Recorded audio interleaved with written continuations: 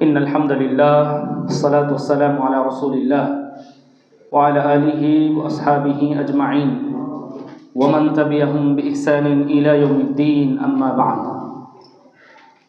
فأعوذ بالله من الشيطان الرجيم بسم الله الرحمن الرحيم من كان يريد حرث الآخرة نزد له في حرثه ومن كان يريد حرث الدنيا نؤتيه منها وما له في الآخرة من نصيب সূরা শুরা 20 নম্বর আয়াত। وعن أبي هريرة رضي الله تعالى عنه قال قال رسول الله صلى الله عليه وسلم بادروا بالأعمال فتنا كقطع الليل المظلم قال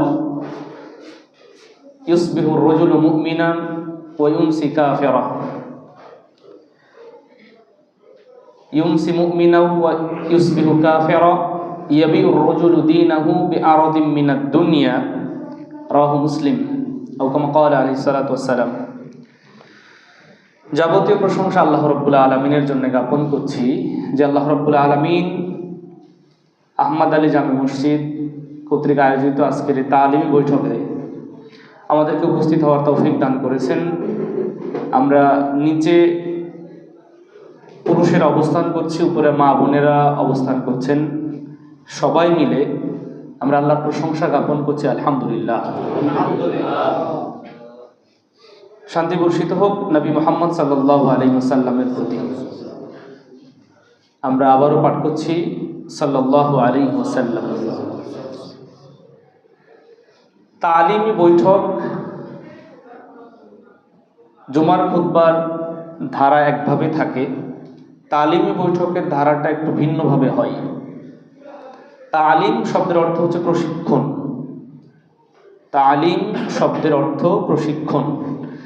তো প্রশিক্ষণ আমরা নেব মূলত কোরআন হাদিস থেকেই এবং বিভিন্ন বিষয়ে, অর্থাৎ কোরআন হাদিসেরই বক্তব্য। তো এখানে প্রশ্ন থাকতে পারে, প্রশ্নোত্তর থাকতে পারে, তারপরে কোনো বিষয় না বুঝলে উত্তর দেওয়া বা প্রশ্ন করা। যদিও জুমার মসজিদেও প্রয়োজনে খতিব সাহেব বা কোনো প্রয়োজনে যারা মসজিদের মুসল্লি থাকবেন তারাও প্রয়োজনে করতে পারেন, তবে এটাতে একটু বেশি সুযোগ রয়েছে। ওয়াজ মাহফিলের চাইতে যদি আপনি তালিমি বৈঠক করেন তাহলে সেটার ফায়দা বা ফজিলত বা গুরুত্ব বেশি। তালিমি বৈঠকে এত খরচ হয় না, খরচ প্রয়োজন পড়ে না। ওয়াজ মাহফিলে অনেক আয়োজন করতে হয়, টাকা পয়সার ব্যাপার থাকে। আলোচনা বিষয়ভিত্তিক না হলে সেখান থেকে তেমন কিছু ফায়দা পাওয়া যায় না। এখন আপনি যদি সব কাজ ফেলে দিয়ে মাদ্রাসায় যাই, মক্তবে যাই, তাহলে কেমন হতে পারে? সংসার কে দেখবে, ব্যবসা কে দেখবে, আরও অন্যান্য বিষয়গুলোকে পরিচালনা করবে। জুমার খুতবার পাশাপাশি যদি তালিমি বৈঠকটা আমরা সবাই, এজন্য আমাদের দাওয়াতের অন্যতম মূল নীতি হচ্ছে অধিক জালসা নয়, অধিক তালিমি বৈঠক প্রয়োজন। যদি এটা করা হয় দেখবেন নিশ্চিত এর একটা ফল আছে আলহামদুলিল্লাহ। হ্যাঁ, এর একটা ফল আছেই। আপনার এলাকার মসজিদ আছে, ধরেন সাপোজ ভাইকে ডেকে নিয়ে গেলেন বা যারা জানে তাদেরকে নিয়ে গেলেন, এলাকায় যারা থাকে তাকে একটা বিষয় দিলেন, ভাই সলাৎ বিষয়ে একটু আপনি তালিম দিবেন, প্রশিক্ষণ দিবেন। অজু বিষয়ে আপনি একটু তালিম দিবেন, প্রশিক্ষণ দিবেন। সলাৎ আদায় করতে হয়, আমরা অজুই করতে জানি না, খুবই দুঃখজনক বিষয়। অথচ সলাৎ কবুল হওয়া না হওয়া ডিপেন্ড করবে, নির্ভর করবে অজুর উপরে, পবিত্রতার উপরে। তায়াম্মুম কিভাবে করতে হয় আমরা জানি না, কিভাবে ফরজ গোসল করতে হয় আমরা জানি না। এগুলোকে আমাদের অনেক ব্যর্থতা কিন্তু। তবে আমরা ব্যর্থতা বলবো না, এটা পজিটিভই নিলাম, ইতিবাচক হিসাবে নিলাম। আমরা যদি এইগুলো ব্যবস্থা করি, ধরেন আপনার এলাকার মসজিদ আপনি করলেন, যেমন এই মসজিদে হচ্ছে, যে যার এলাকায় মাসে একটা করেন বা পাক্ষিক 15 দিন একটা করেন, বিষয় দেন বা আপনিই দেন, দেখবেন এর একটা ফল আছে। যেহেতু অজু প্রসঙ্গে আসলো, অজুর বিষয়ে আমরা একটু কথা বলেই নেই। এখন যদি বলা হয় অজু ফরজ কয়টা, আমরা বলবো উত্তর দিতে পারবো? অজুর ফরজ 4টা নাকি? হ্যাঁ, একজন বলেছেন 6টা, একজন 4 বলেছেন, একজন বলেছেন 6। কে বলেছেন বলার দরকার নাই। আর আমরা পারি অনেকেই, হয়তো বা নাও পারতে পারি। প্রশ্ন করা সহজ, উত্তর দেওয়া কঠিন আছে। যেমন পরীক্ষা খুব ভালোই, মানে ছাত্র জীবন খুবই সুখের হতো যদি না থাকতো পরীক্ষা, তাই না? পরীক্ষা দিলেই কিন্তু ছাত্রের টেনশন বেড়ে যায়, স্বাভাবিক। তো হ্যাঁ, যিনি 4টি বলেছেন উনি কোরআনের আয়াতের দৃষ্টিতে বলেছেন। যিনি 6টি বলেছেন তিনি কোরআনের আয়াত এবং হাদিসকে সামনে রেখে বলেছেন। একজন পাশ করছেন, কিন্তু আর একজন মাশাআল্লাহ ভালো নাম্বার পেয়েছেন। কিভাবে ওযু করতে হয় আমরা ছোট্ট একটি তালিম নিয়ে আমাদের মূল বিষয়ে চলে যাব ইনশাআল্লাহ। আপনাকে অবশ্যই আমাকে নিয়ত করতে হবে, আমি পবিত্রতা অর্জন করব। তার আগে যেহেতু একটা বিষয় চলে আসলো, আরেকটু বলে, নিয়ত ছিল না, আল্লাহ মুখ দিয়ে বের করছেন, এ বিষয় কিন্তু আমার নিয়তে ছিল না যে এই বিষয়গুলো বলবো। গোসল স্বাভাবিক একটা গোসল, আর একটা গোসল হলো ফরজ গোসল। অনেকে ফরজ গোসলই জানি না। 30 বছর, 40 বছর, 70 বছর সালাত আদায় করছি, লাভ হবে কি যদি পবিত্র না হতে পারি? পবিত্রতা অর্জন করতে না পারলে লাভ নেই। কিন্তু গোসল ধরেন স্বাভাবিকভাবে আমি গোসল করব, অজু করলাম, মুস্তাহাব, অজু করাটা মুস্তাহাব। অজু করে আমি গোসল করতে শুরু করলাম, গায়ে পানি ঢাললাম, মাথায় পানি ঢাললাম। তবে স্বাভাবিক গোসলের ক্ষেত্রে অজু করাটা উত্তম। অজু করেছেন, অজু যেভাবে আমরা করি, অজু করেই আমরা শরীরে পানি ঢালবো, আমরা মাথায় পানি ঢালবো, ডান সাইডটাকে বাঁচবো। নবী সাল্লাল্লাহু আলাইহি ওয়াসাল্লাম ডান সাইডকে ইউহিব্বুত তায়াম্মুন ফি তানাউলিহি ওয়া তারাজ্জুলিহি ওয়া ফি কুল্লি তুহুরি, ও কাম ক্বালা আলাইহিস সালাতু ওয়াসসালাম, ওয়া ফি তুহুরি। অর্থাৎ নবী সাল্লাল্লাহু আলাইহি ওয়াসাল্লাম ডানকে পছন্দ করতেন। কোন সাইডকে? ডান হাত, ডান পা। আমরা মসজিদে প্রবেশ করি কি দিয়ে? ডান পা আগে দেই, বের হওয়ার সময় বাম পা। মানে দেখেন, খেয়াল করেন, ঢুকলাম ডান দিয়ে, আবার বের হচ্ছেও কি দিয়ে বলেন তো? বাম দিয়ে। হিসাব করে দেখেন, ডান দিয়ে বাম দিচ্ছি, কিন্তু মানে আমার শুরুটা হয়েছে ডান, আবার শেষটা হয়েছে বাম পা আগে দিয়েছি। তার মানে কোন পা আগে শেষে যাচ্ছে? খেয়াল করেন, প্রথমে ডান পা দিয়েছি, তাই না? মাশাআল্লাহ। আবার পা যখন বের করছি, বাম পা আগে দেওয়ার নিয়ম ওটা দিচ্ছি, কিন্তু বের হচ্ছে কোন পা? শেষে। তার মানে উভয় কিন্তু করলাম। নবী সাল্লাল্লাহু আলাইহি ওয়াসাল্লাম তিনি ডানকে পছন্দ করতেন ফি তানাউলিহি, জুতা পরিধান করার সময়, ও তারাজ্জুলিহি, চুল আঁচড়ানোর সময়, চুলে সিথি করার সময়, অফি তুহুরি, পবিত্রতা অর্জনের সময়। তো ডানটাকে আমরা নিলাম এজন্যেই। তো এখন স্বাভাবিক গোসলের ক্ষেত্রে অজু করলাম, করে গোসল সারলাম। তবে এখানে উল্লেখযোগ্য বিষয় হচ্ছে, গোসল যখন আমরা করব তখন আর কিন্তু লজ্জাস্থানে হাত দেওয়া যাবে না সরাসরি। অজু করেছেন, গোসলও করেছেন, সরাসরি লজ্জাস্থানে হাত দিয়েছেন, অজু কিন্তু ভেঙে গেল। নবী সাল্লাল্লাহু আলাইহি ওয়াসাল্লাম বলছেন, মান মাসসা যাকারাহু ফালিয়াতাওয়াদ্দা, যদি কেউ তার যাকার লজ্জাস্থানে স্পর্শ করে তাহলে সে যেন কি করে? অজু করে। স্বাভাবিক গোসল ফরজ গোসল কিভাবে আদায় করব? প্রথমত নাপাক যেই বিষয়গুলো, সেগুলো থেকে পবিত্রতা অর্জন করব। এই বিষয়গুলো বলতেও সব অনেকে লজ্জা করেন, কিন্তু আমি 70 বছর ধরে আমি গোসল করলাম, যদি আমার গোসল না হয় তো কি সিয়াম, কি সালাত, কি পবিত্রতা, আমরা নাপাকে থেকে গেলাম সারা জীবন। গ্রামের মানুষগুলো কি করে জানেন? গ্রামের মানুষগুলোই করে, ওই 3 বার পানি নেয়, নিয়ে দিল বিসমিল্লাহ আল্লাহু আকবার, লাফ পুকুরের মধ্যে। এটাই কিন্তু বাস্তবতা। তো সারা জীবন এইভাবে সালাত পড়েছে, ওই কষ্ট করে গোসল করে ফজরের সালাত পড়েছে, লাভ হয়েছে কোনো? আল্লাহ যদি কবুল করেন না জানার কারণে, সেটা ভিন্ন কথা, কিন্তু এগুলো তো জানতে হবে আমাকে, আপনাকে। পবিত্রতা অর্জনের ক্ষেত্রে অবশ্যই ফরজ গোসলের ক্ষেত্রে, যেটা সাবালকত্বের গোসল বলে আমরা যাই বলি না কেন, আমরা ফরজ গোসল যাই, তাহলে সেই ক্ষেত্রে আমরা অবশ্যই আগে নাপাক বিষয়গুলোকে পরিষ্কার করব, তারপরে হাত আবার সুন্দর করে ধৌত করব। নাপাক যদি শরীরে লাগে, কাপড়ে লাগে, ওটা সুন্দর করে পরিষ্কার করে তারপরে আবার ওটা সাবান দিয়ে হাত ধৌত করার পরে এখন আমি অজু করব। সলাতের নেই। আগে যেমন অজু করেছিলাম, সলাতের যেমনিভাবে অজু করা হয় ওইভাবে অজু করব। করার পরে তারপরেও আপনার কি এই ক্ষেত্রে কিন্তু ডানকে প্রাধান্য দেব। আর যখন শরীর ডলবো তখন ঘষে ঘষে ডলবো, চুলগুলো ঘষে ঘষে ডলবো, এগুলো হলো সুন্নাতি বিষয়। তো এইভাবে যদি আমরা পবিত্রতা অর্জন করি তাহলে সেটা পবিত্রতা। এখন অজু করব, অজুর ফরজ যেটা সেটা প্রথমত মুখমণ্ডল কি করা, ধৌত করা। যদি সুন্নাত বিষয় হচ্ছে হাতের কবজি পর্যন্ত ধৌত করা। এখানে যখন ধৌত করব কবজি ডলে ডলে ঘষে ঘষে, বিশেষ করে এইখানে যে বিষয়গুলো থাকে এটাকে বাড়ায় বারাজিম, এটা আঙ্গুলের গিট। এটা যখন ভাঁজ করেছি তখন দেখেন এটা ভাঁজ পড়ে আছে, যখন আবার এরকম করেছি তখন ক্লিয়ার, মানে এটা ডলতে টান পড়েছে। এটা করা সুন্নাত।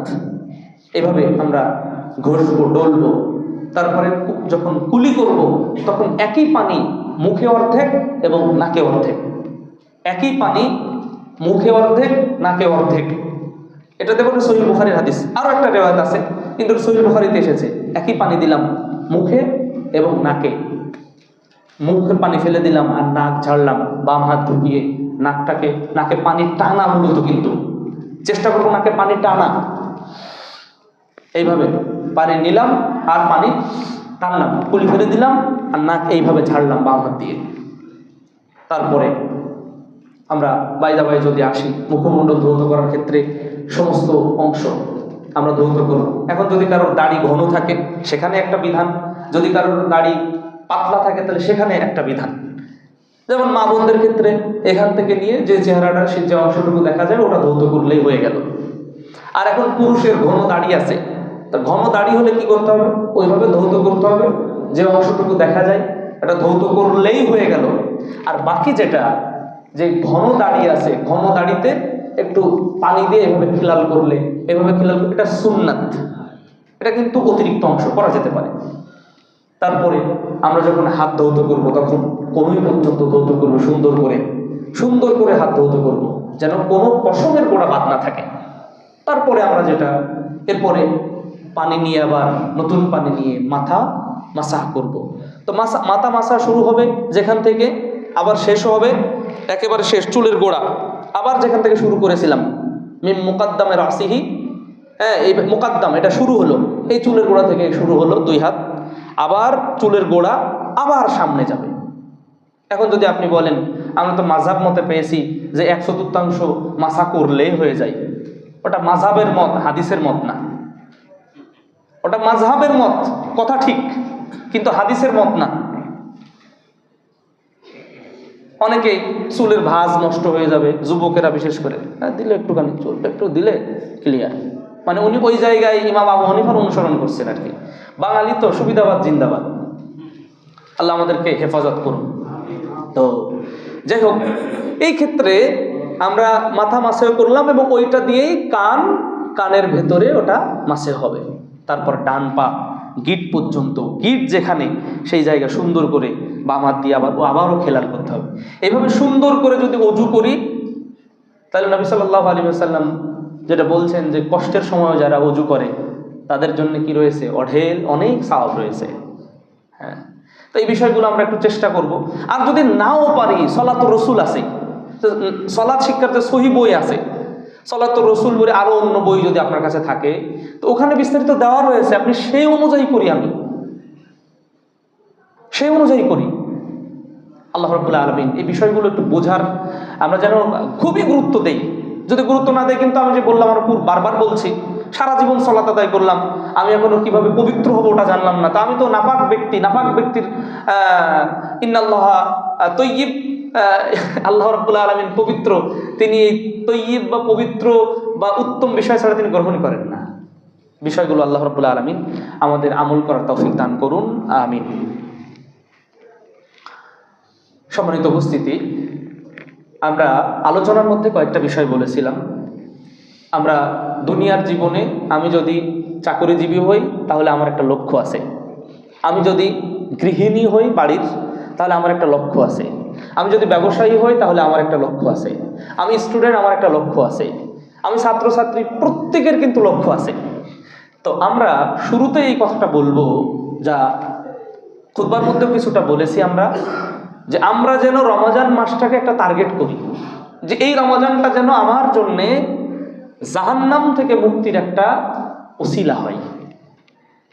এই রমজানের কিছু সিয়াম, রমজানের সিয়াম যেন আমার জাহান্নামের থেকে মুক্তির একটা ওসিলা হয়। কারণ নফল সিয়ামের ব্যাপারে নবী সাল্লাল্লাহু আলাইহি ওয়াসাল্লাম বলেছেন যে মান সামা ইয়াওমান ফি সাবিলিল্লাহ, যদি আল্লাহর সন্তুষ্টির জন্য, আল্লাহর রাস্তায় আল্লাহর সন্তুষ্টির জন্য কেউ একটা নফল সিয়াম পালন করে। কি সিয়াম? নফল সিয়াম।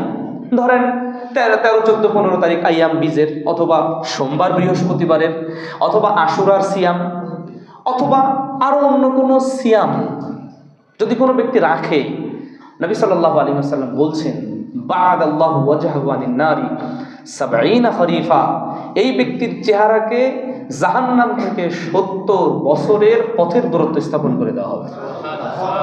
সিয়াম, একটা সিয়াম, তাও কোন সিয়াম? সেটা নফল সিয়াম। তো আমরা যেন টার্গেট করি যে না, আমার সিয়াম যেন আল্লাহর সন্তুষ্টির জন্য কবুল হয়, এরকম কিছু টার্গেট কর। যখন আপনি টার্গেট করবেন, তাহলে কি সেই টার্গেট অনুযায়ী কাজ করতে হবে না? অবশ্যই কাজ করতে হবে। কৃষক যখন ভাবছেন যে আমার ধান ঘরে তুলতে হবে ইনশাআল্লাহ, তার মানে তিনি যথাসময়ে পানি দেওয়া, কীটনাশক দেওয়া, সার দেওয়া, রক্ষণাবেক্ষণ করা সবই করবেন। তো আমাকেও তাই করতে হবে। একজন ছাত্র যদি তার লক্ষ্যে যেতে চায়, সে তার সমানুবর্তী হবে, টিচার যেভাবে গাইডলাইন দেয় সেভাবে সেটা গ্রহণ করতে হবে, পিতামাতার কথা শুনতে হবে, অধ্যবসায়ী হতে হবে, সময় দিতে হবে, শ্রম দিতে হবে, রাত জেগে পড়তে হবে, তারপর না তার লক্ষ্যে যাবে। তাহলে আপনি কি শুধু সিয়াম রাখলেই হবে? বাংলাদেশের যদি 14 কোটি মানুষ হয়, মনে করেন 10 কোটি মানুষ যদি সিয়াম রাখে, বা 7 কোটি মানুষ, 7 কোটি মানুষের সিয়াম, অধিকাংশের সিয়ামই লক্ষ্যহীন সিয়াম, অধিকাংশের সিয়ামই লক্ষ্যহীন সিয়াম। সবাই রাখছে, আমিও রাখি, না রাখলে কেমন বলে? আবার কেউ ধরেন যে সিয়াম রাখছে না, সে তো এক ধরনের গুনাহগার, পাপী, তাকে জাহান্নামে এখানে শাস্তি ভোগ করতে হবে, সে যদি তওবা না করে, আর আল্লাহ যদি তওবা কবুল না করেন। কিন্তু একজন সিয়াম রাখছে, বউ কি বলে, সমাজের মানুষ কি বলে, কেমন কি হয়, সবাই সিয়াম রাখছে, না রাখলে কেমন হয়। আবার অনেকে এই চিন্তা করে দুপুরে তো খাবার রান্না হবে না, তাজা খাবার রান্না হবে তো ইফতারির সময়। এই নিয়তেও বাংলাদেশের মানুষ, পৃথিবীর মানুষ সিয়াম রাখে। এটা আমি আপনি চিন্তাও করতে পারবেন, কিন্তু মানুষ রাখে, এরকম পেড়ায়, এরকম প্রেশারে মানুষ রাখে। কারণ বউ যদি শক্ত হয়, তোমার কোনো খাওয়া নেই, পান্তা খাওয়া, না তাহলে ঠিক আছে, কালকে থেকে ডাইকো, আমি সিয়াম থাকবো না। বাস্তব আমাদের জানা। তাহলে এই ব্যক্তি কি করলো বলেন তো? যে সিয়াম রাখলো না, সে গুনাহগার হলো কয়টা? আর যে সিয়াম রাখলো অথচ মানুষের ঠেলায় রাখলো, তার গুনাহ কয়টা হয়েছে বলেন তো? ডবল হয়েছে না গুনাহ? ডবল হয়েছে। কিন্তু আল্লাহ হেফাজত করুন। এই জন্যে আমার আপনার লক্ষ্য থাকা দরকার যে আমি সিয়াম দিয়ে কি করব, এই সিয়াম কেন রাখছি, এই সিয়াম আমাকে কি পরিবর্তন করবে। এই ইনশাআল্লাহ এই চিন্তাগুলো যদি আমরা নিয়ে আসি, তাহলে দেখবেন অটোমেটিক যে বিষয় নিয়ে চিন্তা করা হয়, ভাবনা করা হয়, আল্লাহ সেটাতে একটা বারাকা দেয়, একটা পদ্ধতি বের হয়ে যায়, মানুষের সাকসেস হয় বা সফল হয় বা যাই বলে না কেন, সে জায়গায় পৌঁছাতে পারে। আল্লাহ রাব্বুল আলামিন আমাদের তৌফিক দান করুন যেন সিয়াম কবুল হয়। আল্লাহুম্মা আমিন। আমরা অত্যন্ত দুঃখের সাথে বলতে হয়, রমজান মাসে দোকানপাট সাজগোজ করে, চায়ের দোকানেও সাজগোজ থাকে, হোটেলেও সাজগোজ থাকে। কিছু মানুষ দেখবেন যে অন্য সময় টাইট ফিটিং পরলেও এই সময় পাঞ্জাবি পাজামা ধরে আর কি। আচ্ছা, তাহলে এটা সিয়ামটা কি উপরের ফিটিংস নাকি ভিতরের কিছু? ভিতরের কিছু। ওই যে আমরা আলোচনা করলাম, কেন আল্লাহ বলছেন যে ও আমার জন্য সিয়াম রাখে এবং আমি ওর প্রতিদান দেব। কারণ এ তো খুব সহজ বিষয়। তৃষ্ণা লাগছে, আমরা খুতবার মধ্যে যেটা বললাম, আমরা যেটা জানি, পুকুরের মধ্যে দিলাম ডুব, তারপরে এখন তো সব মাশাআল্লাহ অ্যাটাচড টয়লেট, অ্যাটাচ সব কিছু, তো ওখানে যে পানি পান করবো, আরে কে আর দেখে আমারে। তো চায়ের দোকানও সেজেছে পর্দা করা, তারপরে হোটেলগুলোও পর্দা করা, ঢোকে মানে লজ্জাও করে না। আরে মুসলমান, আস্তাগফিরুল্লাহ, কি সুন্দর কালো কাপড়টা উঁচু করে ঢুকছে আর বের হচ্ছে, দেখেন ঢুকছে আর বের হচ্ছে। এই জন্য আমরা শুরুতেই আলহামদুলিল্লাহ রমজানের মিছিল করেছি। একটু আগে আমাদের আব্দুল লতিফ ভাই বলছিলেন না যে মিছিল হয়েছে, মিছিল তো বহু মানুষ বহু দিকে করে, একটু সিয়ামের জন্য করা দরকার ছিল। আহলান সাহালান মাহে রমাজান, রমাজানের পবিত্রতা রক্ষা করতে হবে। এভাবে সারা বাংলাদেশে আমাদের দায়িত্বশীল ভাইরা আলহামদুলিল্লাহ মিছিল করেছে। অনেক তো মিছিল মিটিং করি আমরা, এরকম হওয়া দরকার ছিল। আহমদ আলী মসজিদ থেকে আগামী বছর নিয়ত নেন, ইনশাল্লাহ পারবেন। ইনশাল্লাহ কি রমাজানের একদিন আগে বিকালবেলা আসরের সময় একটা র্যালি বের হবে, আহলান সাহলান মাহে রমাজান, রমাজানের পবিত্রতা রক্ষা করতে হবে। দিনের বেলায় হোটেল রেস্তোরাঁ বন্ধ করতে হবে। মুসলমানের বাচ্চা, আরে যে রোগী সে বাড়িতে খাবে, সাগু খাবে, হালুয়া রুটি খাবে, ও খাক না, কিন্তু গরুর গোশত হোটেলের মধ্যে খায় কেন? হোটেল আলার ব্যবসা 2 নাম্বার, যে খাচ্ছে সেও তো 3 নাম্বার। ব্যবসা সব করলেই হবে না, ব্যবসা খুলে বসছি, ব্যবসা করলেই হবে না। যে চাওয়ালা দিনের বেলায় মানুষকে চা খাওয়ার ব্যবস্থা করেছে, এ কি হালাল কাজ করছে?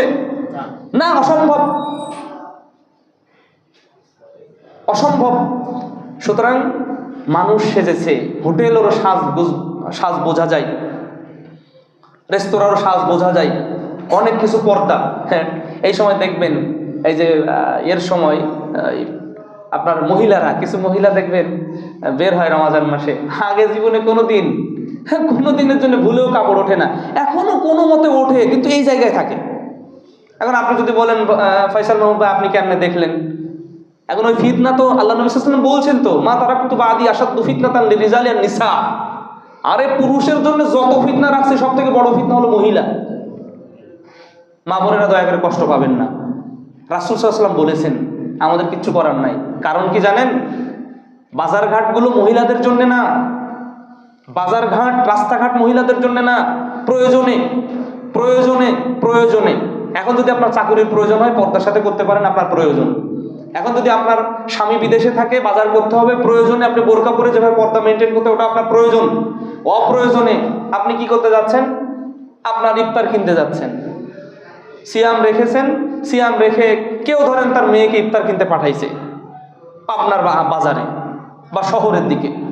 এখন মেয়ে ইফতার কিনতে গেল, সিয়ামের ইফতার খুলবে, তাই মেয়ে কত যে জেনা করলো। এটা মানুষ করে। ঢাকা শহরে যান, আপনি পাবেন, শহরে যান পাবেন, কি আর সিয়াম পরিবর্তন? কোনো পরিবর্তন নাই। ওই সিয়াম রেখে লাভ যে কি হলো? কোনো পরিবর্তন যদি না আসে, মুশকিল ব্যাপার। আল্লাহ রাব্বুল আলামিন আমাদের সত্যটা বোঝার এবং আল্লাহর দাসত্ব করার, ইসলামের আনুগত্য করার তৌফিক আল্লাহ আমাদেরকে দান করুন। আল্লাহ আমিন। রমজান মাস আসার পরে মানুষের মধ্যে বহু ধরনের, বহু অন্যায়, অশ্লীলতা, বহু কিছু আরো কোনো ক্ষেত্রে বেড়ে যায়। আল্লাহ নবী সাল্লাল্লাহু আলাইহি ওয়াসাল্লাম তিনি বলেছেন, মান লাম ইয়াদা কাওলাজ জুর ওয়াল আমালা বিহি ওয়াল জাহালা, যে ব্যক্তি মিথ্যা কথা, কর্ম এবং মূর্খতা না ছাড়তে পারলো। মূর্খতা মানে কি? মারামারি করা। মূর্খতা মানে ঝগড়া করা। মূর্খতা মানে কলার দোকানে যেয়ে কি করা? কলা কিনতে যেয়ে দর কষাকষি করতে যেয়ে বাক বিতণ্ডা হয়ে গেছে, মারামারি ঘুষাঘুষি হয়ে গেছে। অন্য বহু জায়গায় এই সমস্যাগুলো হয়। তো এই সমস্যাগুলো থেকে আমাদের তালিম যেটা নিতে হবে সেটা হচ্ছে, না আমি ওই সমস্যা জড়াবো না, আমি ওই সমস্যায় যুক্ত হব না। আল্লাহ রাব্বুল আলামিন আমাকে আপনাকে হেফাজত করুন। আল্লাহুম্মা আমিন।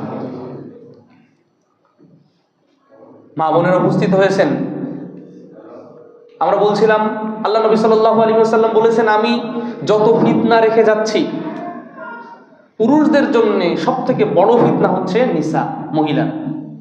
তা মহিলা, পুরুষ বাজারে যাবে, বাজার করবে, হাট করবে, বাজার করবে, যাবে আসবে, অফিসে, আদালতে। তো মহিলার অপ্রয়োজনে কেন যাবে? এখন আপনি যদি বলেন মা ও বোন যে আমার তো শাড়ি কিনতে যাওয়া লাগবে, আমার তো এটা কিনতে যাওয়া লাগবে, ওইটা কিনতে যাওয়া লাগবে, এক্ষেত্রে আমরা বলবো আপনার যে পছন্দ হয় না, আপনার পছন্দ হয় না কেন? আপনার সমস্যা আছে। এখন পছন্দ কি করে করতে হবে? তাহলে পথ বলে দেন, পথ আমরা বলে দিচ্ছি, আমরা ওটা আমল করি, আপনাদেরকেও পরামর্শ দেই। আমার দাদি কোনোদিন বাজারে যায়নি, আলহামদুলিল্লাহ, কি করতেন ছোটবেলা থেকে দেখেছি, দাদা মারা গেছেন, দাদিও মারা গেছেন, যাদের দাদা দাদি নেই আল্লাহ তাদের কবরকে আপনি জান্নাতের টুকরা হিসেবে কবুল করে নিন, আমিন। এই যে আমাকে দেখছেন, আমার দাদার বড় চেষ্টা প্রচেষ্টা ছিল আমাকে আলেম বানানোর। আলহামদুলিল্লাহ আলেম তো অত বড় হতে পারেনি, কিছু হয়তো বা হালকা কিছু জ্ঞান আল্লাহ দিয়েছেন, আল্লাহ যেন আরো জ্ঞান বৃদ্ধি করার তৌফিক দেন, আল্লাহুম্মা আমিন। দাদাকে দেখতাম, সেই সময় তো মানুষেরা শাড়ি পরতো, যদিও শাড়িতে পর্দা মেনটেন কিন্তু হয় না, মেক্সি মাশাআল্লাহ। তো দাদা দাদির জন্য শাড়ি নিয়ে আসতেন, কিভাবে 3টা শাড়ি নিয়ে আসতেন বা 4টা প্যাকেট ভরে নিয়ে আসতেন, ওখান থেকে দাদি চয়েস করতেন, বাকি শাড়িগুলো ফেরত যেত। আব্বা একই কাজ করেন, আব্বার ছেলে আমরা আলহামদুলিল্লাহ একই কাজ করি। আমাদের না বলার সুযোগ নেই এটা পছন্দ হয়নি বা এটা কেমন হলো, আলহামদুলিল্লাহ এই কথা কোনোদিন বলে না, দাদিও বলেনি, মাও বলেনি, আমার স্ত্রীও বলে না। এটা শুধু আমল, জাস্ট আপনার আমার একটু চেষ্টা প্রচেষ্টা। হ্যাঁ, আপনার লাল কালার পছন্দ, একটা লাল কালার, একটা কমলা কালার, একটা খয়েরি কালার নিয়ে আসেন, 3 কালার বা 5 কালার। দোকানদারও ওরকম হবে যে ভাই আমার কিন্তু বাসায় যাচ্ছে 5টা, নেবে 1টা, ফেরত আসবে 4টা, বাস খালাস। কেন আপনাকে বাজারে যাওয়া লাগবে? চেহারার পর্দা করেন, কথার কি পর্দা নেই? কথার কি পর্দা নেই? আরে পুরুষ তো নবী সাল্লাল্লাহু আলাইহি ওয়াসাল্লাম বলছেন যে পুরুষের অন্তরে রোগ আছে মহিলাদের ব্যাপারে। মহিলারা কথা বলে পুরুষের অন্তরে যে ওইটা ঝড় তুলে দেয়, ফিতনা তৈরি করে শয়তান। শয়তানের পাওয়ার দিয়েও ভেতরে ক্রিয়া করে। বাজার করতে গেলে একটা পণ্য তো কিনতে যে 10 জায়গায় যাওয়া লাগে, 5 জায়গায় যাওয়া লাগে, কেন এটা করব? আপনি বলুন না আমাদের এটা হয় না, তাহলে আপনি শরীয়ত মানলেন না, সিয়াম আপনার কোনো কাজে আসলো না, ব্যক্তিরও আসলো না, পুরুষের আসলো না, নারীরও আসলো না। নবী সাল্লাল্লাহু আলাইহি ওয়াসাল্লাম কেন বললেন আলা, সাবধান, কুল্লুকুম রাইন, তোমরা প্রত্যেকে দায়িত্বশীল, ওয়া কুল্লুকুম মাসউলুন আর রাইয়াতি, তোমাদের দায়িত্ব সম্পর্কে জিজ্ঞাসাবাদ করা হবে। দেখেন না, শেষ দশকে নবী সাল্লাল্লাহু আলাইহি ওয়াসাল্লামের আমল ছিল, আয়েশা সিদ্দিকা রাদিয়াল্লাহু তাআলা আনহা তিনি বলছেন যে কানা ইয়াজতাহিদু ফিল আশরিল আওয়াখিরি মা লা ইয়াজতাহিদু ফি গায়রিহি, আল্লাহু আলাইহি ওয়াসাল্লাম শেষ দশক যখন আসতো, মানে 21 থেকে নিয়ে 29 অথবা 30, এই দশকে নবী সাল্লাল্লাহু আলাইহি ওয়াসাল্লাম এমন পরিশ্রম করতেন যে পরিশ্রমটা অন্য সময় তিনি করতেন না। তো আমি আপনি পরিশ্রমের কথা বললে তো বলবো যে না, আগে যেই ইনকাম করতো 500 টাকা এখন 1500 কেমনে করা যায়, আগে 1500 করতো এখন 3000 কেমনে করা যায়, আগে মাঠে খাটতো একবার এখন 2 বার খাটে। পরিশ্রম, এটা মুহাদ্দিসিনে কেরামের ব্যাখ্যা, বা আমরা এটা একটু উপলব্ধি করলে বুঝতে পারবো যে নবী সাল্লাল্লাহু আলাইহি ওয়াসাল্লাম সাদ্দামি জারা, তিনি তার কোমরটাকে শক্ত করে বাঁধতেন, লুঙ্গিটাকে শক্ত করে বাঁধতেন, শক্ত প্রস্তুতি গ্রহণ করতেন। ও আহিয়া লাইলা ও আইখাদা আহলা, এবং তিনি তার পরিবার পরিজনকে, স্ত্রীকে, সন্তান, তাদেরকে জাগাতেন। ও আহিয়া লাইলা, এবং তিনি রাত্রি জাগতেন। কোন দশকে? শেষ দশকে, শেষের 10 দিন। আচ্ছা, বাংলাদেশের চিন্তা করেন এবার আপনি, শেষের 10 দিন চেষ্টা প্রচেষ্টা কোথায়? মার্কেটে না অন্য জায়গায়? মার্কেটে না? বাস্তবতা তো এটা। আপনি যে ঢুকবেন, আপনি যদি কাপড়ও কিনতে যান, আপনার হাজার হাজার জেনা করে তারপরে কাপড় কিনে আপনার বাড়ি ফেরত লাগবে। বাস্তবতা। এই জায়গা থেকে যদি আমরা বের হয়ে না আসতে পারি, সিয়াম আমাদের কাজে দিবে না। সম্মানিত মা ও বোনেরা, আপনি বাজার করবেন, আপনার মেয়ের বাজার, এটা লিমিট করুন। যদি একান্ত যেতেই হয়, আপনার স্বামীকে, ভাইকে সাথে নিয়ে, যে সময় কাস্টমার থাকে না সেই সময় যেতে হবে আপনাকে, এবং আস্তে আস্তে পরিকল্পনা করতে হবে আমার 14 গোষ্ঠী যারা আসবে বংশ পরম্পরায়, তাদেরকে ওই সিস্টেম করবো, ওদের বাজারে পাঠাবো না, লিস্ট করে নিয়ে যাব, চলে আসবে বাড়িতে মালামাল সাধ্য মতো। এটা জাস্ট জেনা জেনা জেনা জেনা ছাড়া আর কিছুই না। কথা বলা হয়েছে ওটা জেনা, চেহারা দেখানো হয়েছে ওটা জেনা। এইটা যদি করি তাহলে কিন্তু এই ধরনের নারীরও যেমন অশনি সংকেত আছে, আর পুরুষের জন্যও নবী সাল্লাল্লাহু আলাইহি ওয়াসাল্লাম কি বলেছেন? আদ-দায়ুসু লা ইয়াদখুলুল জান্নাহ। এই শ্রেণীর মানে স্ত্রীর স্বামী বা স্ত্রীর ভাই বা আত্মীয় স্বজন, মানে যার রক্ষণাবেক্ষণে ওই মহিলাটা থাকে, ওই নারীটা থাকে, সে জান্নাতে প্রবেশ করবে না।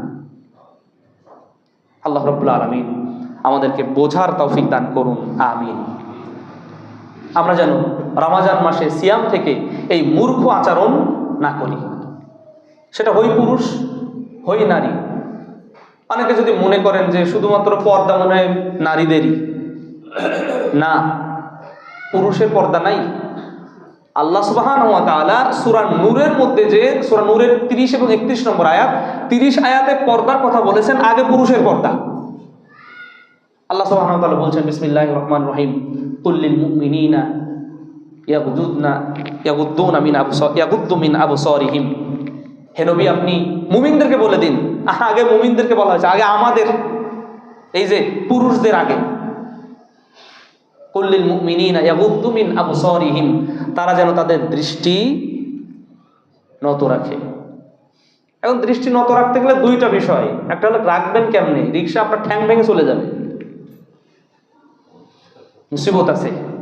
এখন রাখবেন দৃষ্টি নত মানে, ধরেন কিছু মহিলা আসছে বা আপনি খারাপ কিছু দেখছেন, দেখেও না দেখার বা ঝাপসা দেখেছেন, চোখ ফিরায় নিতে হবে, এর নাম দৃষ্টি অবনমিত করে। বর্তমান সময়ের যুবকদের ব্যাখ্যা, ও ভালো করে দেখবে। আবার কিছু কিছু ফাজিল মার্কা দেখবেন না, মুফাসসির আছে না, মুফাসসির। এই জন্য আমাদের শেখ আমানুল্লাহ বিন ইসমাইল উস্তাদজি বলেন, ও মুফাসসির শব্দ কয়টা, যে মুফাসসির লিখতে গেলে আরবি কয়টা বর্ণ লাগবে, হরফ লাগবে, তাই জানে না ও মুফাসসির হয়েছে। ও বলে যেন একবার দেখা যায় যাচ্ছে। তো এই জন্য তো যুবকরা যা করে তাই করে, একবার দেখে, দেখাই যাবে না। আমি দেখেছি, ও ওখানে, আচ্ছা বুঝতে পারছে ফ্যান মনে হয় সম্ভবত, ব্যাস দৃষ্টি ডাউন করা। আল্লাহ রাব্বুল আলামিন ওইভাবে বলেছেন, কুল্লিল মুমিনিনা ইয়াগুদ্দু মিন আবসারিহিম ওয়া ইয়াহফাযু ফুরুজাহুম, এবং তারা তাদের লজ্জাস্থানের জন্য হেফাজত করে, লজ্জাস্থানের হেফাজত করে। পুরুষরা আগে, পুরুষদের আগে বলা হয়েছে। বিশেষ করে অনেক দুঃখ লাগে, হয়তোবা কোনো কারণে চলে গেছে স্বামী বিদেশ, স্বামী বিদেশে আছে, এই সুযোগটা গ্রহণ করে কিছু লম্পট, দুশ্চরিত্র, বেয়াদব যুবক, বা বিবাহ হয়েছে, সন্তানাদি আছে, তারপরও জেনা ব্যভিচার করে। ইসলামী বিধান থাকলে এদের প্রকাশ্যে মানুষের সামনে পুঁতে, পাথর মেরে, খোয়া মেরে, ইট মেরে এদের পৃথিবী থেকে বিদায় করার নিয়ম। প্রশ্ন, ইসলাম, প্রকৃত ইসলাম প্রতিষ্ঠার জন্যে আমার আপনার কাজ করা উচিত। প্রকৃত ইসলামের কথা বলেছে, কিন্তু ইসলাম শুধু ইসলাম না। আমার গায়ে লেখা আছে ইসলাম, কিন্তু আমার ভেতরে ইসলাম থাকা লাগবে, শুধু বাহিরে ইসলাম হইলে হবে না। কিন্তু প্রকৃত ইসলাম প্রতিষ্ঠা করার জন্য আমার আপনার চেষ্টা থাকা উচিত। আল্লাহ আমাদেরকে কবুল করুন, আমিন।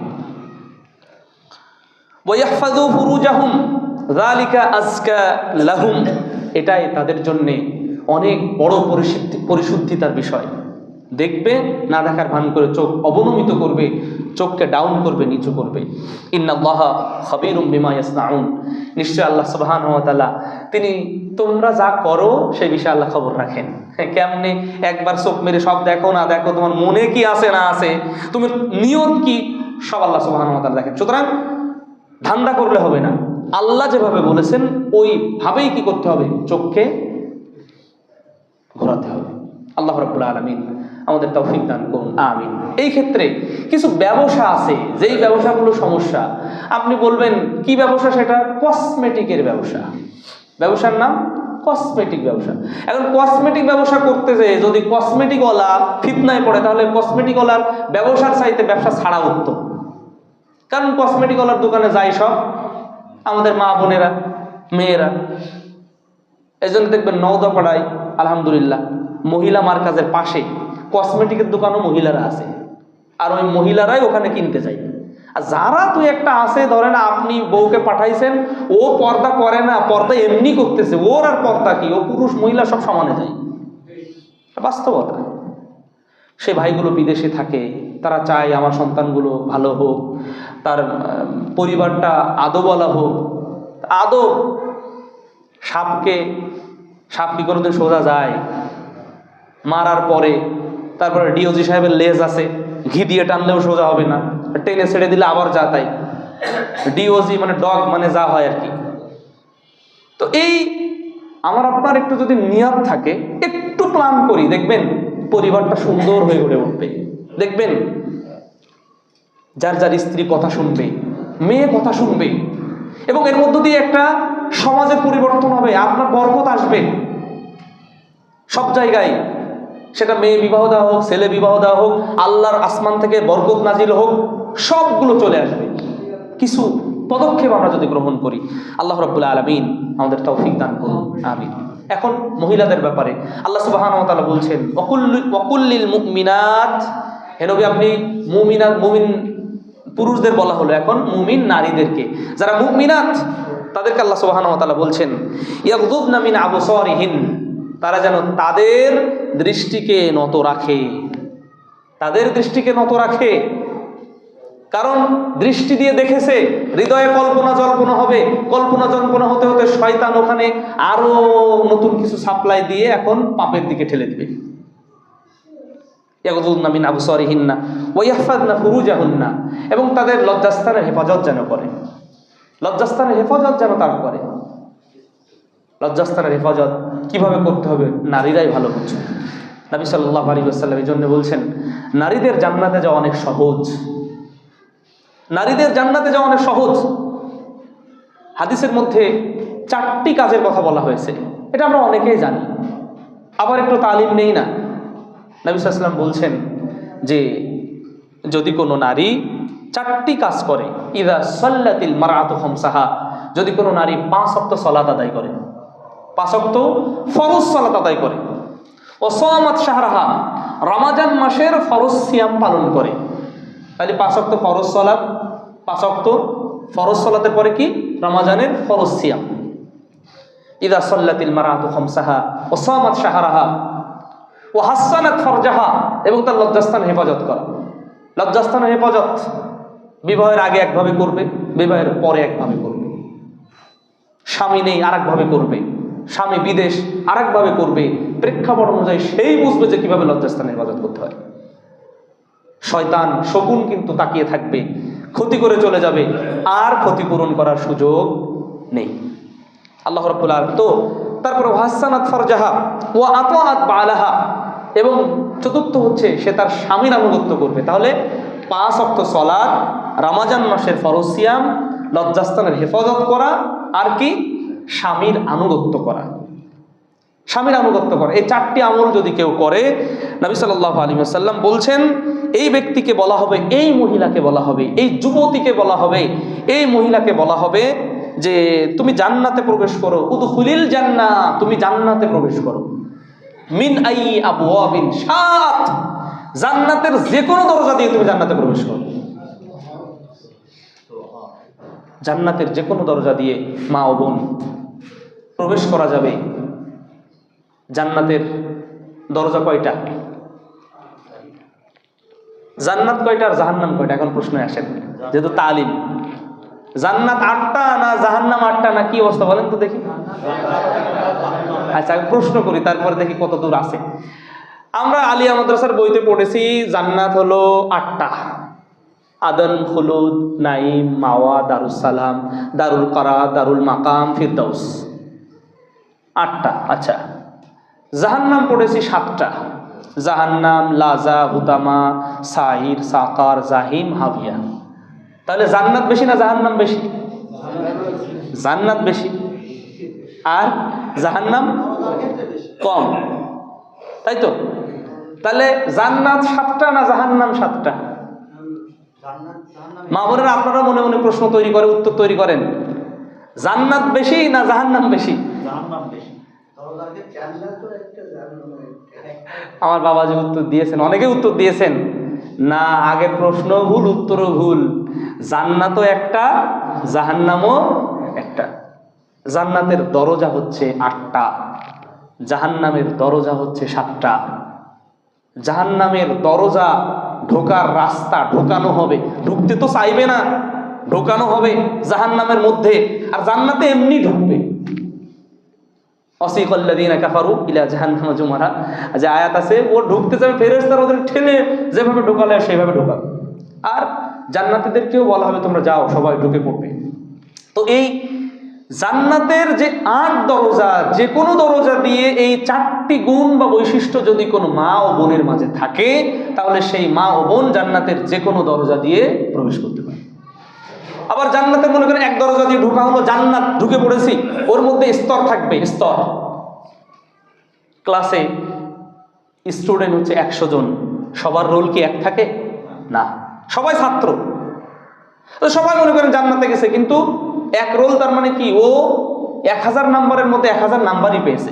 যার 2 রোল ও 999 পেয়েছে, যার 3 রোল 98 পেয়েছে, 97 পেয়েছে। এভাবে স্তর হচ্ছে দুনিয়াতে। আল্লাহ সুবহানাহু ওয়া তাআলা আমলের হিসাবেও জান্নাতের উঁচু স্তর নিচু স্তর দিবেন, জান্নাতের মধ্যে ওটা থাকবে। এই জন্য সূরা 3-এর মধ্যে আল্লাহ বলছেন না, আলাইসাল্লাহু বিআহকামিল হাকিমিন, আল্লাহ কি নন? তিনি সব বিচারকদের চাইতে সর্বোত্তম বিচারক কি আল্লাহ নন? সুতরাং আমরা যারা মা বোন যারা আছেন, এই তালিম শুধু আপনি নিজে না, আপনার বৌমাকে দিন, আপনার সন্তানকে দিন, আপনার মেয়েকে দিন। দিয়ে এই তালিমের মধ্যে যদি রাখা হয়, তাহলে পুরুষ মানুষ নারীদের দ্বারা ফিতনায় পড়বে না, এবং আপনি পুরুষ মহিলা সবাই নিরাপদে থাকবে। আর যদি না হয়, দেখেন না, আমরা ইতিহাসে পড়েছি নবী সাল্লাল্লাহু আলাইহি ওয়াসাল্লাম বলেছেন সবথেকে বড় ফিতনা পুরুষের জন্য মহিলা। তো ইতিহাস পড়েছি যেটা প্রথম বিশ্বযুদ্ধ নাকি নারীদের কারণে হয়েছে, দ্বিতীয় বিশ্বযুদ্ধ নাকি এই কারণে হয়েছে। আরো যে যুদ্ধগুলো আমাদের ঘরোয়াভাবে হয়, সমাজে হয়, দেশে হয়, সেগুলো কিন্তু এই কারণেই হয়। দেখেন অধিকাংশ কেস এই সংশ্লিষ্টই। বিশেষ করে যুবকদের চরিত্র, যুবতী যারা আছে, চরিত্র মানুষ আমরা যারা আছি, মুসলমান যারা আছি, আমাদের চরিত্রবান হওয়া দরকার।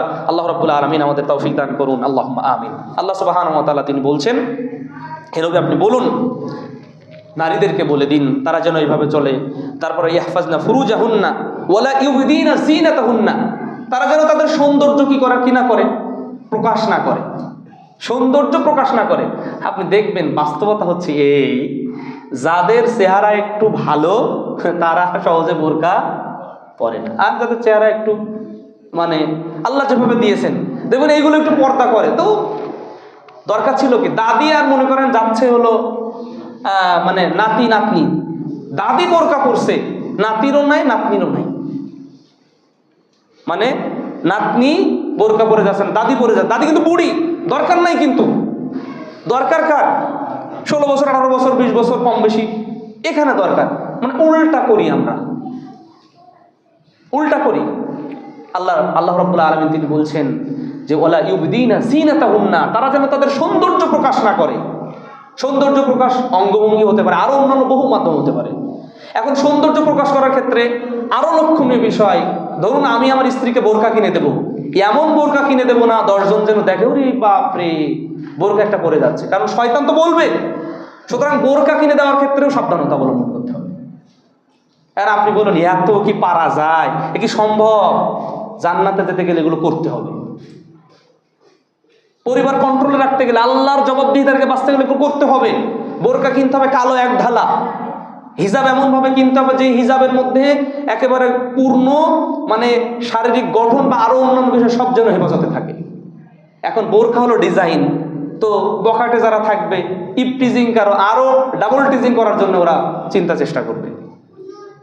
ছিদ্রপথ যদি বন্ধ না করা হয়, এখন আপনি ছিদ্রপথ বন্ধ না করে উপরে আপনি যতই হাওয়া ঢোকান, হাওয়া কি থাকবে বলের মধ্যে? অসম্ভব। এই জন্যে সমাজ পরিবর্তন করার, ব্যক্তি পরিবর্তন দরকার, পরিবার পরিবর্তন দরকার। আমি পরিবারের প্রধান, আমার পরিবর্তন আনা দরকার। আল্লাহ রাব্বুল আলামিন আমাদের তৌফিক দান করুন, আল্লাহুম্মা আমিন। আচ্ছা আচ্ছা, জাযাকাল্লাহ খায়র। তো এখন এই যে বিষয়গুলো পরিবর্তন আমার মধ্যে যদি না আসে, তাহলে কি? নবী সাল্লাল্লাহু আলাইহি ওয়াসাল্লাম কি বললেন?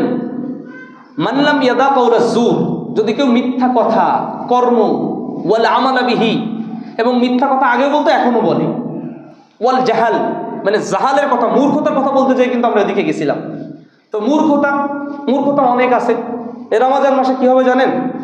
রমজান মাসে কাজ নেই তো মানুষের বেশি, যাদের কাজ আছে মাশাআল্লাহ, গ্রামে যেটা দেখা যায়, ঘষতেছে, দাঁত ঘষতেছে, কিন্তু সকালবেলা। আর রাজনৈতিক যত পেশাল, এর গিবত ওর গিবত, চায়ের দোকানে সকালবেলা, রাস্তায়, তারপরে মা বোনদের মধ্যে বিকালবেলা, বা আরও যে সময়গুলো আছে দেখবেন একেবারে তিনজন যদি এক জায়গায় হয়। আগে ছিল মহিলাদের মধ্যে স্বভাবটা বেশি, এখন পুরুষও তাই করে। দুনিয়ার গিবত শুরু করে দিছে। কিসের সিয়াম? কাজ নাই তো, রান্না তো একবার করা লাগবে। আর এখন তো আপনি আমি মাছও কেটে নিয়ে আসি, গোস্তও তৈরি করে নিয়ে, শুধু মশলা দিয়ে একটু ঢোকানোর দরকার পাতিলে। যারা শহরে বসবাস করি, কষ্ট তো নাই আগের মতো। কষ্ট আছে, কিন্তু সহজ, কিন্তু মানে পাপ করাও সহজ, সাওয়াবও করা, সাওয়াবের কাজ করাও সহজ আছে। যেমন আগে দান করতে গেলে, এখন আপনি ফিলিস্তিনে দান করবেন, তা ফিলিস্তিনে দান করা কি সহজ নাকি? ফিলিস্তিনে দান করতে গেলে এখন যদি আহলে হাদিস আন্দোলনের দান বক্সে বলেন, আর যারা আছে, অন্য যারা আছে, বা জমিয়তের বলেন, বা আরও যারা আছে, তাদের ওখানে যদি আপনি পাঠিয়ে দেন, বিশ্বস্ত যদি হয়, তাহলে ওটা পৌঁছে যাবে। তো দান করা কি সহজ হলো না কঠিন হলো? গুনাহ করা সহজ হবে না? হবে না। এই ট্যাব ধরেন অথবা মোবাইল ধরেন, দিয়ে ইউটিউবের মধ্যে ঢুকে যান, খুব সহজ। তো মা বোনদের অনুরোধ করব, না, রমজান মাসে যেন আমরা গীবত না করি। রমজান মাস কেন, সব মাসে জাহান্নামের শাস্তি অনেক পরে হবে, কিন্তু কবরের শাস্তি আগেই শুরু হবে। আর কবরের শাস্তি কি কারণে শুরু হবে? গীবত করার কারণে কিন্তু কবরের শাস্তি শুরু হবে। আল্লাহ নবী সাল্লাল্লাহু আলাইহি ওয়াসাল্লাম হাদিসের মধ্যে এসেছে সহিহ বুখারীতে, মাররা নবী সাল্লাল্লাহু আলাইহি ওয়াসাল্লাম আলা হাইতিন মিন হিতানিল মক্কা আবিল মদিনাতি। মক্কা অথবা মদিনার কোন বাগান দিয়ে যাচ্ছিলেন, যাওয়ার সময় তিনি বুঝতে পারলেন, তাকে জানানো হলো যে দুটি কবরে শাস্তি দেওয়া হচ্ছে। একটা কবরে কি কারণে? লা ইস্তাতিরু মিন বাউলিহি, সে তার পেশাবের ছিটা থেকে নিজেকে কি করতো না? আত্মরক্ষা করতো না। মুসলমানের সালাতের দাওয়াত দিলে কি বলে জানেন? ভাই কাপড় ঠিক নেই, ভাই বেকুব, পুরাই বেকুব। মুসলমানের বাচ্চার কাপড় ঠিক থাকবে না, এটাকে মেনে নেওয়া যায়? ও যদি এখন মরে, তার নাপাক অবস্থায় মরবে, ফেরেশতা টান দিয়ে ছিঁড়ে আত্মা নিয়ে ফেলবে এক জায়গায় সিজ্জিনের মধ্যে। পুরুষ মানুষ সে পবিত্র থাকবে, মহিলা পবিত্র থাকবে, পেশাবের ছিটা লাগবে কেন? অসম্ভব। পেশাবের ছিটা থেকে যদি নিজেকে রক্ষা করতে না পারি, কবরে ঢোকার সাথে সাথে কিন্তু আযাব শুরু হবে। নবী সাল্লাল্লাহু আলাইহি ওয়াসাল্লাম বলেন, ওয়া আম্মাল আখার, দ্বিতীয় ব্যক্তি হচ্ছে লা ইয়ামশি বিন নামিমা, ও গীবত করে বেড়াতো, চগলখুরি করে বেড়াতো। এর কথা ওরে লাগায় দিয়ে বিরাট গন্ডগোল করতে করতে 2 জন হসপিটালে, 5 জন পাবনায়, 3 জন রাজশাহীতে। বাস্তবতা এটা বাস্তবতা। সুতরাং এই গীবত থেকে যেন আমরা বেঁচে থাকি। শুধুমাত্র মহিলা মা বোনেরা করে বিষয়টা এমন না। ওই চায়ের দোকান বললাম না, গীবতের হলো আড্ডাখানা, সেলুনের দোকান, গীবতের আড্ডাখানা।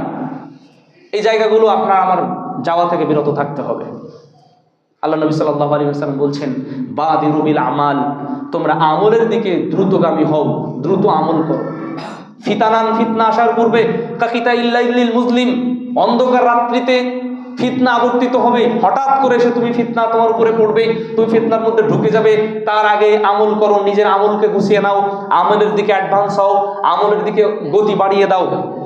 ইউসবিহুর রাজুলু মুমিনান ওয়া ইউমসি কাফিরান, সেই যুগটা এমন হবে যেই যুগে মানুষ সকালে মুমিন হবে, সন্ধ্যায় কাফের হবে।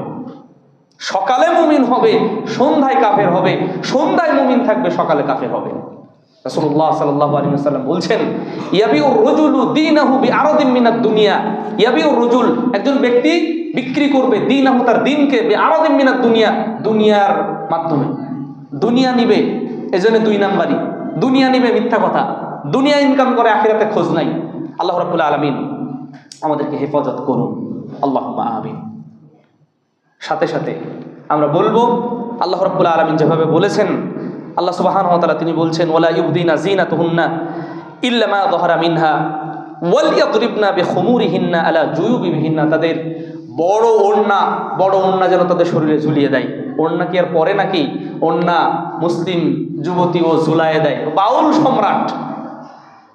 সম্রাট দেখবেন শহরের স্কুলগুলো, তারপরে শহরের পরিবেশ, অধিকাংশ শিক্ষিত মানুষের পরিবার, এগুলো দেখবেন বাউল সম্রাট পাবেন। ও অঘোষিত বাউল হয়ে বসে আছে, ওর মাও বাউলের কাতারে ফেলেনি, ওর বাবাও ফেলেনি, কিন্তু ওড়না ঝুলাই দিছে এইভাবে, চুলও ওইভাবে আছে। তারপরে আরো যে যাইগুলো আছে, এগুলো হারাম হারাম হারাম, জেনার উপকরণ। এর বাপ মা দায়ুস, বিশেষ করে বাপ দায়ুস হবে, মাও এই কারণে ক্ষতিগ্রস্ত হবে। ওই কারণে তাকে জাহান্নামে যেতে হবে। নবী সাল্লাল্লাহু আলাইহি ওয়াসাল্লাম বলছেন, 2 শ্রেণীর মানুষ হচ্ছে জাহান্নামী। দুই শ্রেণীর মানুষ হচ্ছে জাহান্নামী, সিনফানি মিন আহলিন নার লাম আরাহুমা, আমি তাদেরকে দেখিনি। তার মানে রাসূলের ইন্তেকালের পরে তাদের আবির্ভাব হবে, তারা এসে গেছে অলরেডি। তারা এক শ্রেণীর মানুষ হচ্ছে যে কওমুম মাহুম সিয়াদ কাআদনাবিল বাকার, মানে লাঠি দিয়ে মানুষকে প্রহার করবে, মানে জুলুম করবে, জুলুম করবে এক কথায়। যারা জুলুম করবে তাদের পরিণতি কি হবে? আরেক শ্রেণীর মানুষ হচ্ছে নিসা কাসিয়াত আরিয়াত, ওই শ্রেণীর নারী বস্ত্র পরিধান করেছে, কিন্তু আসলে বস্ত্র পরিধান করছে কি, সৌন্দর্য সবই দেখা যাচ্ছে, জেনা ব্যবসা ছড়ায় যাচ্ছে, ওর পোশাক পরে কোনো লাভ নেই। এখন মশারি দিয়ে যদি কেউ পাঞ্জাবি বানায় কি হবে বলেন তো দেখি?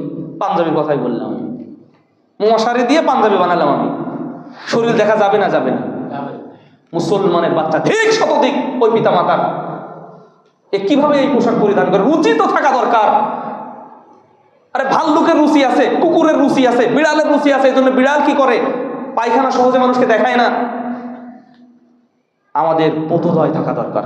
আল্লাহ আমাদেরকে হেফাজত করুন, আল্লাহুম্মা আমিন। নবী সাল্লাল্লাহু আলাইহি ওয়াসাল্লাম বলছেন যে এরা লা ইয়াদখুলুল জান্নাতা, এই নারীরা জান্নাতে প্রবেশ করবে না, ওয়ালা ইয়াজিদনা রিহাহা, জান্নাতের ঘ্রাণও পাবে না। ওয়া ইন্না রিহাহা লা তুজাদু মিন মাসিরাতি কাযা ওয়া কাযা, যদিও জান্নাতের ঘ্রাণ বহুদূর থেকে পাওয়া যায়, কিন্তু এরা জান্নাতে যাবে না, জান্নাতের ঘ্রাণও পাবে না। তাই আসুন আমরা রমজানকে মূল্যায়ন করি, আমরা পর্দার বিষয়গুলো, পুরুষ এবং নারী উভয় পর্দার বিষয়গুলো মেনটেন করি। আল্লাহ রাব্বুল আলামিন আমাদের তৌফিক দান করুন, আল্লাহুম্মা আমিন। যে একটা প্রশ্ন করবেন মনে? জি, আমি বলতে চাচ্ছি যে আমাদের কাছে যে হাদিসগুলো আমরা পাই, তাতে একটা মেয়ে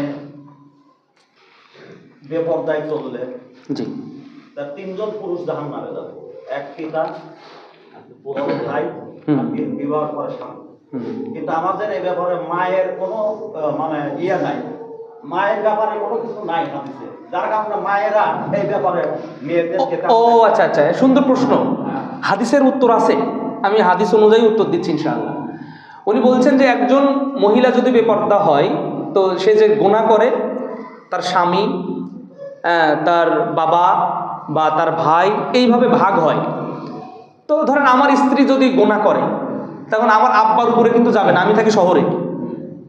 আব্বা যদি জানেন, যদি সাইজ না করেন, তখন গুনাহ হবে। আর তার ভাই তো থাকে সাতক্ষীরায়, আমার শ্বশুর বাড়ি সাতক্ষীরা, যেহেতু বাড়িও সাতক্ষীরা, তো তাহলে পাপ কিন্তু আমার উপরে ঢুকবে। এখন উনি বলতে চেয়েছেন তো একজন পুরুষ ব্যক্তির সব আযাব গজব আসলো, শাস্তি আসলো, মহিলাদের কোনো ভূমিকা নেই? ধরেন আমার মেয়ে বেপর্দা চলে, মাদ্রাসায় যায় বেপর্দার সাথে, ওর মা কি কোনো ভূমিকা নেই? নবী সাল্লাল্লাহু আলাইহি ওয়াসাল্লাম বলেছেন অবশ্যই, যে ওয়াল মারআতু রাইয়াতুন ফি বাইতি যাওজিহা ও মাসউলাতুন আন রাইয়াতিহা, একজন মহিলা হচ্ছে তার স্বামীর বাড়ির রক্ষক। এই স্বামীর বাড়ির ব্যাপারে, সন্তান সন্ততির ব্যাপারে, আরো অন্যান্য ব্যাপারে সে ব্যক্তি সেই কি হবে? জিজ্ঞাসিত হবে। সুতরাং স্ত্রী, ধরেন আমার স্ত্রী যদি আমার মেয়েকে কন্ট্রোল না করে, আমি পাপী হব, এটা ঠিক আছে, আমার স্ত্রীও হবে। আবার ওই কন্যাও তো হবে, কন্যা হবে, কারণ ও মায়ের কথা শোনে না, বাবার কথা যদি না শোনে। অবশ্যই মা বোনেরাও কিন্তু এখানে আল্লাহর কাছে কৈফিয়ত দেওয়া লাগবে। যদি আপনার মেয়ে বা আমার মেয়ে জেনা ব্যভিচার বেপর্দার কাজ করে, স্বামীও পাবে, স্ত্রীও কিন্তু ওই সমান অপরাধী হবে। কারণ মেয়েরা খারাপ হয়, নষ্ট হয় মায়ের কারণে বেশি, এটা জরুরি। সুতরাং আমরা আসি না, আমরা নিজেরা তাকওয়াশীল হই, পরিবারকে সুন্দর করি, আল্লাহ সুন্দর করার তৌফিক দান করুন, আমিন। আজকের আলোচনা থেকে, আজকে তালিম বৈঠক থেকে অজু, সালাত আর অন্যান্য বিষয় নিয়ে কিছু কথা হয়েছে। আরও যদি আপনারা জানতে চান, আপনাদের অনুরোধ করব, আপনারা দয়া করে একটু বই পড়ুন, সালাতুর রাসূল আছে, আপনারা ওটা পড়ুন, ওখানে সব বিস্তারিত দেওয়া আছে, কিভাবে অজু করতে হবে, কিভাবে তায়াম্মুম করতে হবে, কিভাবে ফরজ গোসল করতে হবে, সবগুলো বিষয় দেওয়া আছে। তো এইগুলো আপনারা পড়লে আশা করি আপনারা সব বিষয়গুলো সমাধান পাবেন। শুধু মুখে থেকে না, একটু পড়ানোর চেষ্টা করি, আমরা রুটিন তৈরি করি। জি, ফরজ গোসলের সময় সরাসরি মানে লজ্জাস্থানে হাত পড়লে তো, হ্যাঁ, কাপড়ের উপর দিয়ে যদি হাত পড়ে, তাহলে সেই বিষয়ে কোনো। আচ্ছা, উনি বলছেন যে ফরজ গোসল বা গোসল করার পরে পবিত্রতা আছে, অজু আছে, অজুর অবস্থায় যদি সরাসরি লজ্জাস্থানে হাত যায় তাহলে অজু ভেঙে যাবে। এখন যদি কাপড়ের উপর দিয়ে হয় তাহলে সেটা অজু ভাঙবে কিনা, এ ব্যাপারে মতভেদ রয়েছে দুইটা। একটা হচ্ছে যেহেতু কাপড়ের উপর দিয়ে, তাহলে সরাসরি লজ্জাস্থানে হাত পড়ছে না। একটা বড় অংশ ওলামা ইকরাম বলছেন যে তাহলে তার অজু ভাঙবে না। আবার এক শ্রেণী বলছেন যে না, আজকা ও আতিয়াব ও আতহুর, সব সুপারলেটিভ ডিগ্রি, মানে অধিক পবিত্রতা, অধিক উত্তম, অধিক ভালো হচ্ছে সরাসরিও হাত দেওয়া যাবে না, কাপড়ের উপর দিয়েও হাত দেওয়া যাবে না। যদি বেখেয়ালে হয়ে যায় কাপড়ের উপর দিয়ে, তাহলে সেটা হতে পারে, এটা মাফ। খেয়ালহীন সব ক্ষেত্রে ব্যক্তি মাপ পাবে। তাহলে উত্তম হবে আমার আপনার জন্যে যে সরাসরি হোক বা কাপড়ের উপর দিয়ে হোক, লজ্জাস্থানে পবিত্র অবস্থায় হাত দেওয়া যাবে না, হাত দিলে অজু ভেঙে যাবে। আল্লাহ রাব্বুল আলামিন আমাদের সঠিক জেনে সঠিকটা মানার তৌফিক আল্লাহ আমাদেরকে দান করুন, আল্লাহুম্মা আমিন। আশা করছি। জি ভাই।